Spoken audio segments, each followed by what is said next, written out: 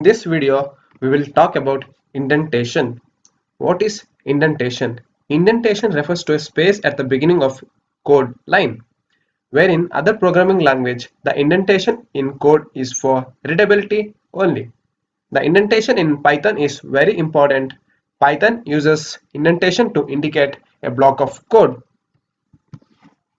You can check here. I'll just show you some methods like if you find if 5 is greater than 4,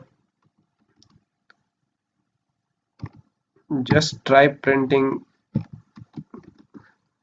from the starting without any space, like just print hi. Okay guys, this is all I have got here. For complete Python developer course from beginner to expert, check the link in the description below. Look into the course description and the content of the course. If you find the course add value to your career, then enroll for it. Remember, what you do today defines your future. Thank you.